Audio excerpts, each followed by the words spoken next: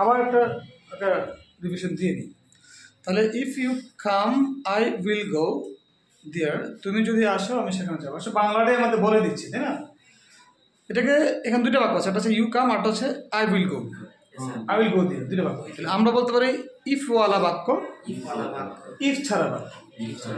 বলো ইফ ওয়ালা বাক্য প্রেজেন্ট টেন্সে থাকলে, ইফ ছাড়া বাক্য ফিউচার ইনডিফিনিট টেন্সে থাকবে, বা উইল ওয়ালা বাক্য। ঠিক আছে, তাহলে আবার কামের জায়গায় কেম থাকে, আমরা বলতে পারি বলো ইফ ওয়ালা বাক্য পাস্ট ইনডিফিনিট হলে, ইফ ছাড়া বাক্য ফিউচার পাস্ট হবে, বা উড ওয়ালা বাক্য হবে। মানে উইলের পাস্ট যদি উড ধরে, এই কারণে আমরা বললাম ফিউচার পাস্ট। ঠিক আছে, আর উইলের পাশে যেমন গো বেস থাকে, উডের পাশে গো বেস থাকবে। ঠিক আছে, এটা আদার্সে পরে বাড়বে বেস ফর্ম আমরা জানি। তারপরে দেখতেছি কি ইফ ইউ বলো if you had come I would have gone there. তার মানে বলো ইফ ওয়ালা বাক্য পাস্ট পারফেক্ট হলে, ইফ ছাড়া বাক্য উড হ্যাভ ওয়ালা হবে।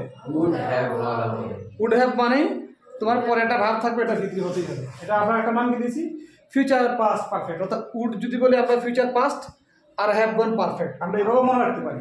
হ্যাঁ, তাহলে এই হলো তিনটা কন্ডিশন। অর্থাৎ ফার্স্ট কন্ডিশন হচ্ছে প্রথম বাক্যটা ইফ ইউ কাম, তুমি যদি আসো আমি যাব, অর্থাৎ ইফ ওয়ালা বাক্য প্রেজেন্ট থাকলে, ইফ ছাড়া বাক্যটা উইল ওয়ালা বাক্য হবে বা ফিউচার ইনডিফিনিট, এটাকে সারা বলে ফার্স্ট কন্ডিশন। পরবর্তীতে if you came I would go there, তুমি যদি আসতে আমি সেখানে যেতাম, এটাকে সারা বলে সেকেন্ড কন্ডিশন। অর্থাৎ ইফ ওয়ালা বাক্য যদি পাস্ট ইনডিফিনিট থাকে, ইফ ছাড়া বাক্যটা হবে ফিউচার পাস্ট মানে উড ওয়ালা বাক্য। ঠিক আছে, তারপরে থার্ড কন্ডিশন হচ্ছে if you had come, if ওয়ালা বাক্যটা পাস্ট পারফেক্ট থাকে, ইফ ছাড়া হবে উড হ্যাভ ওয়ালা বাক্য বা ফিউচার পাস্ট পারফেক্ট।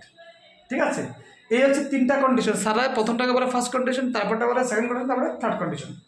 তাহলে এই জিনিসটা ক্লিয়ার? আমরা তো করলাম কিছু এক্সাম করলাম, এখন আমি মিলে দেব উত্তর পরে।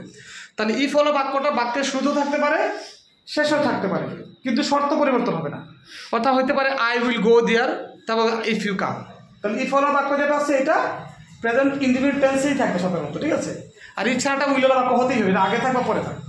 এখন আমাদের রাইট টু যেভাবে কী কাজে লাগবে, মনে করি উইল গো, এখানে অর্থাৎ ব্র্যাকেট দিয়ে বা শুধু গো দেওয়া থাকবে। শুধু গো দেওয়া থাকলে আমাদেরকে রাইট টু যেভাবে কী করতে হবে, এক্স্যাক্টলি মনে করো রাইট টু যেভাবে কন্ডিশনটা এভাবে প্রশ্ন হতে পারে ইফ ইউ কাম আই ব্র্যাকেটে গো থাকবে। তাহলে অ্যান্সার কি হবে, if you come I will go there. কেন উইল দিলাম, কারণ এখানে কাম দেখে দিচ্ছি, ইফ ওয়ালা বাক্যটা প্রেজেন্ট থাকলে পরটা ফিউচার ইনডিফিনিট, এই কারণে দিচ্ছি। এখন যদি আবার ইফ ইউ কেম থাকতো তাহলে আমরা উড গো লিখতাম, তাই না? আবার যদি ইফ ইউ কামের জায়গায় হ্যাড কাম থাকতো আমরা লিখতাম would have come, sorry would have gone. কথা ক্লিয়ার? তার রাইট টু যেমনটা এভাবে থাকবে, বা এভাবে হইতে পারতো। মনে করো এখানে এভাবে আছে উইল গো লেখা আছে, ঠিক আছে, আর এখানে ব্র্যাকেট দেওয়া আছে।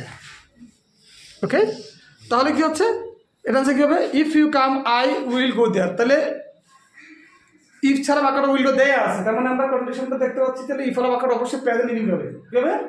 তাহলে ইউ কাম কামই হয়, যদি হি থাকতো কামস হইতো, তাই না?